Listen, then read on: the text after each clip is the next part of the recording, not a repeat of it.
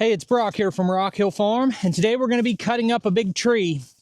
Now, it's almost noon, and I haven't done anything yet, is what it feels like, but I've actually been working all morning to get ready for this. The excavator wouldn't start. I've got 3 excavators, and none of them would start because the keys were froze up. I had to go get some de-icer. I had to go get more fuel. I had to get the chainsaws warmed up. I got the side-by-side warmed up. I got the machine down there. Been running all morning, but I'm finally ready to get something done. The bottom line on some of this is we don't get as much cold weather as some of you guys. So when it happens, I'm not always prepared for it. But this morning, we're gonna get something done. Got the old Bighorn. This is the one thing I got in today that didn't have any trouble starting. Fired right up. I almost forgot one of the other reasons that I'm not getting started until noon is I had a freight delivery that I had to get unloaded. So I had to start by getting the tractor warmed up, get the pallet forks on it, get that unloaded and get it in the shop.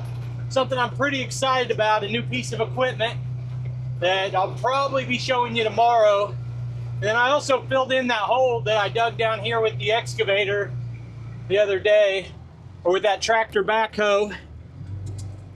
So right here, I dug a test hole with that 3-point backhoe, and I filled it in with the excavator this morning. Left my tripod down here. Now I got 2 big trees I cut down a while back that have just been sitting here waiting for me to pick a day to work on them. The big one that you see right there in the background, I've been saving that one because I want to do more like a tutorial and plan everything out. And try to give like a teaching mechanism for maybe people who aren't as experienced at cutting up trees. But today, I just want to get this one processed. This one's a little smaller, a little easier. And I brought the excavator down here. You don't need an excavator to do this, but you need something if you're gonna move the brush out. I mean, I guess I could load all the brush and the stuff up with the side-by-side, but my burn hole's just right over here.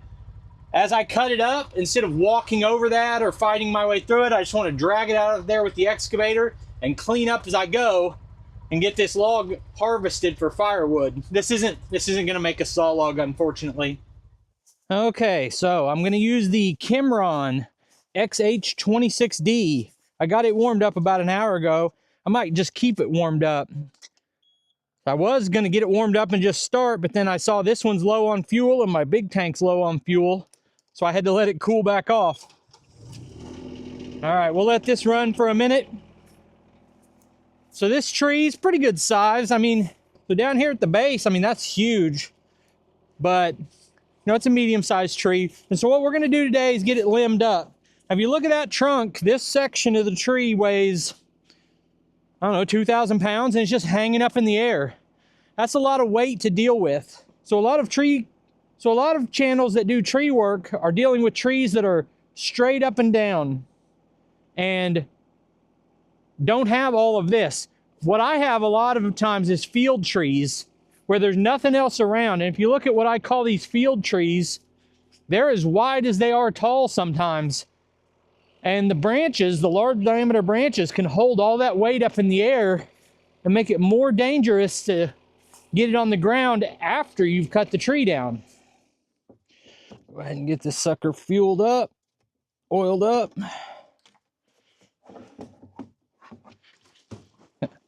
Always remix that fuel mix. Oh, always spill some. It's best practice. If you didn't spill any, was it ever really full? This stuff's gonna run slow because it's cold. I didn't mean to do that much. I'll just drip a little on the bar, make sure that we're good to go. So we don't get a lot of snow here. We've got it a few days in a row. The high temperature today, I think, is 29 or 30 or something like that. We're gonna get back up into the 50s in the next week or so. Let some of that oil run down the chain. Okay, hit the primer. Being fuel injected, the 500i doesn't have a choke. The decompression.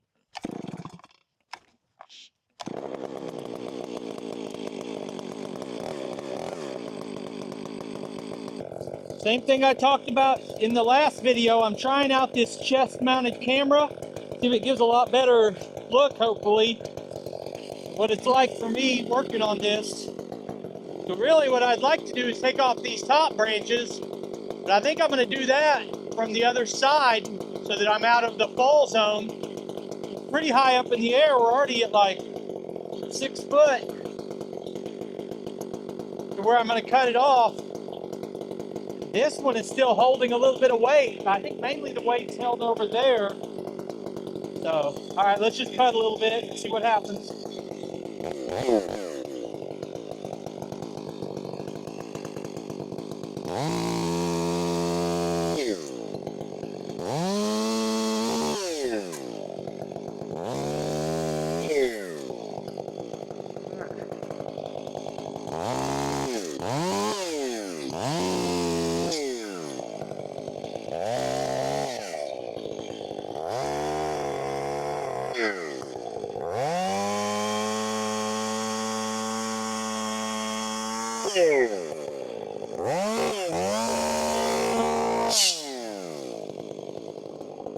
All right, let's kill some of this in sizes, pieces that I can deal with.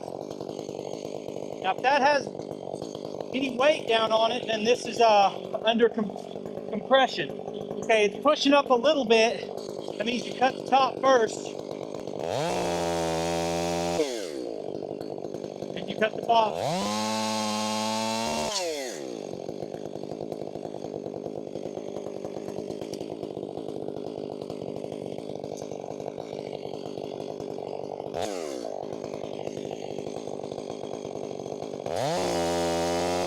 This one is the opposite.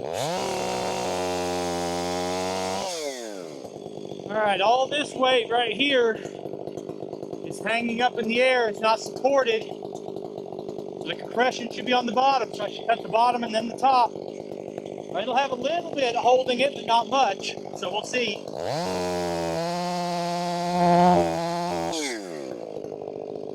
Should be sagging.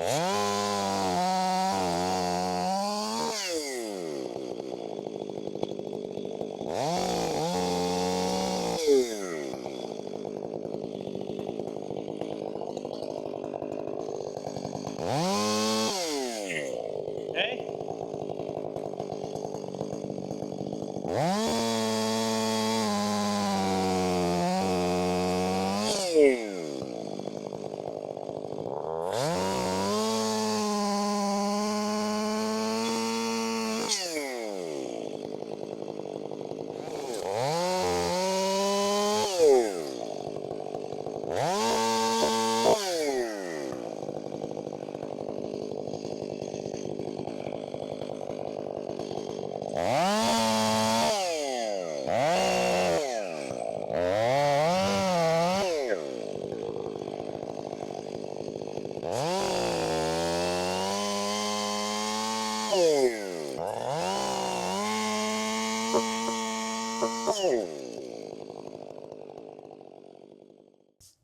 All right, now, if I did not have a piece of equipment out here, I'd just keep cutting.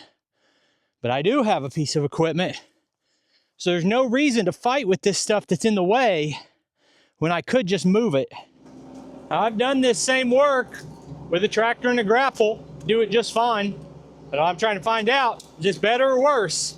I think maybe you can not have to move the machine as much to round all this up, smash it down.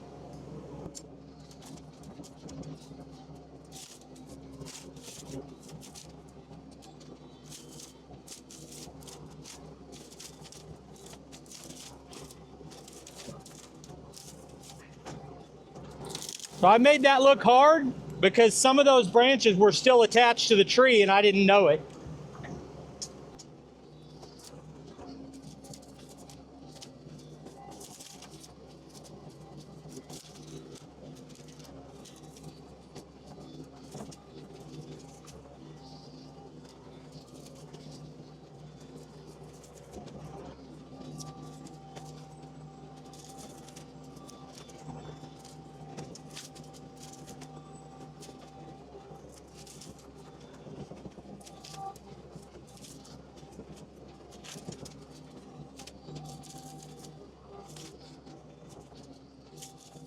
A lot of times I turn this camera on with a plan that I'm going to make a certain kind of video, and then the way the project actually goes changes the type of video it is. This entire video, in my mind, was going to be about running a chainsaw and how to safely make these cuts. And I want to do that video, but I definitely didn't make it today because I came to a realization, and you're about to see me realize it in real time, but in this particular instance, like a lot of this brush can just be cleared without even using the chainsaw. And I always underestimated what these little mini excavators can do. I mean, this just isn't that big of a machine.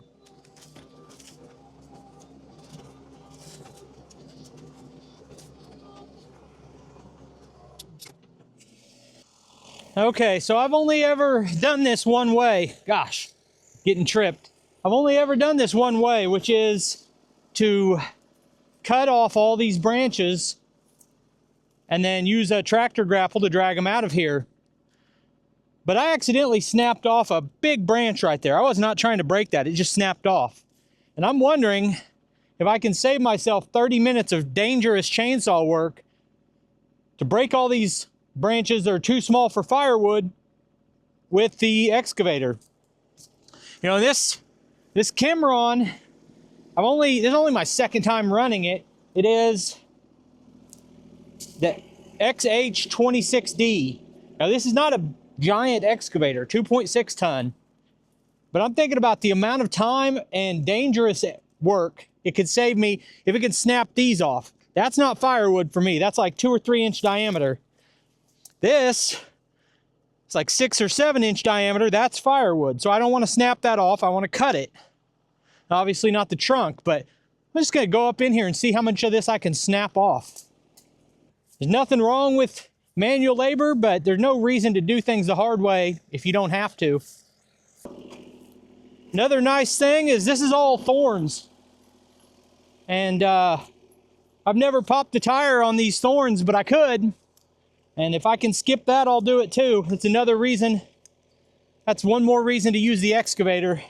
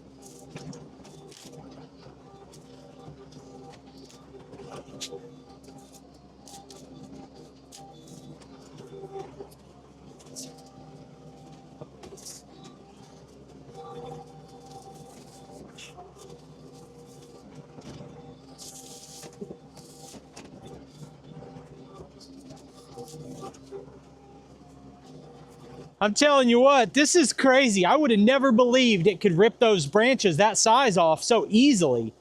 And I know part of it's the type of tree. Different trees are, different types of wood are more brittle or, you know, just tougher, stringy. There's all variants. But it did the same thing with the pine trees. Now, I can't remember what this is. I'll have to try to look and see if I can figure out what kind of tree this is.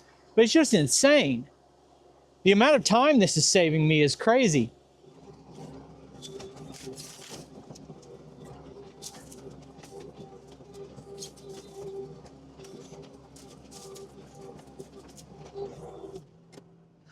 Judging from what it's done so far, if I put real pressure on this branch right here, I could snap it off.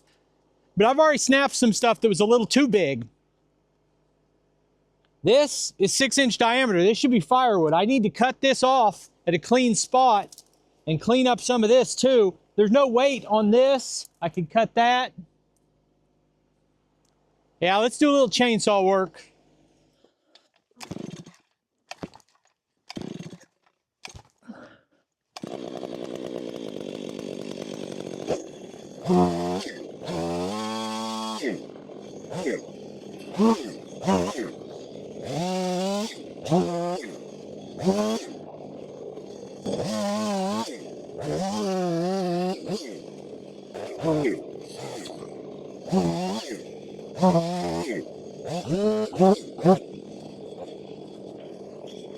See, I misjudged that because I cut it as if it was hanging up in the air, but it has a limb on the ground pushing up on it. If I cut it backward because I underestimated that one limb, I think I'll run around this with the excavator now and clean some of this up. Then we'll do the final cutting, take some measurements so we get pieces that end on a 16-inch, start prepping it for the firewood end.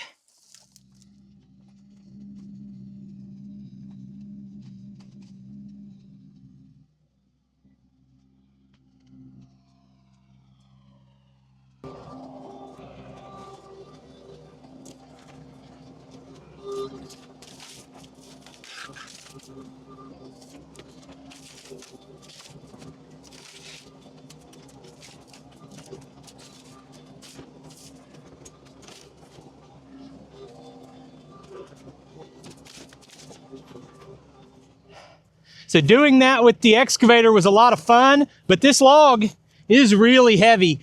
I'm gonna cut this into an 8-foot piece that's gonna still weigh 1,200 pounds or something, so I can't carry it out with the excavator. So I had to go put the grapple on the tractor.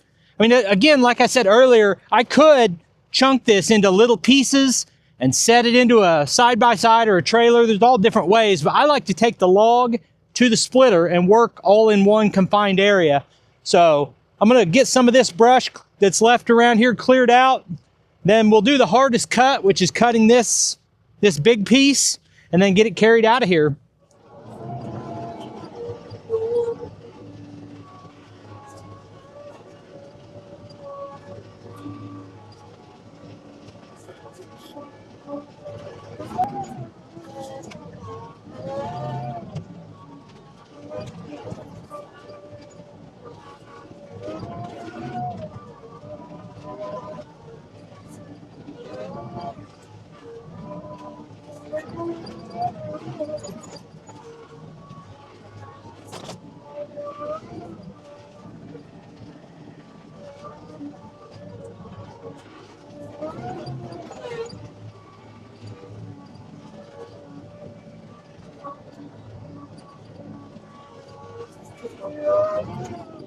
It's hard to put into words. This is why I love equipment. Dealing with a big tree like this is a monster job.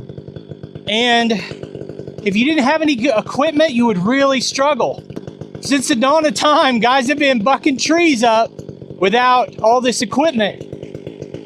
But it's safer and it's faster and I can accomplish so much. And even a little bitty tractor would let you roll this thing over. Because in my mind, I was gonna talk about how to cut this from both sides and how to handle it, but I don't have to. I can cut the top and just roll it. It makes it so easy, and why not do it the easy way? I'm so grateful for the opportunity to do this for a living, and I just want to take another chance to thank you guys for giving that to me. I'm just gonna make this cut at 8 foot so I get an even number of rounds out of it.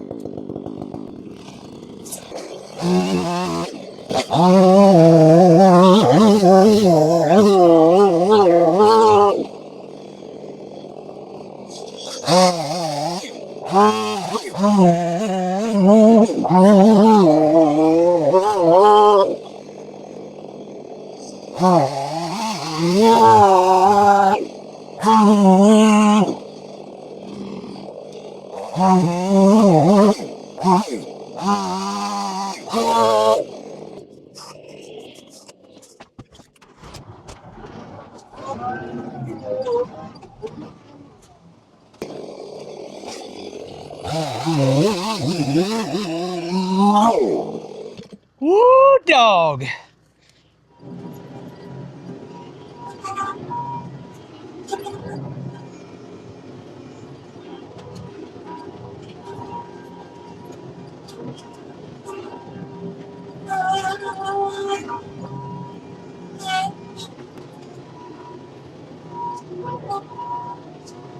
So this log is not even close to the lift capacity of this tractor, but I'm not going to carry it.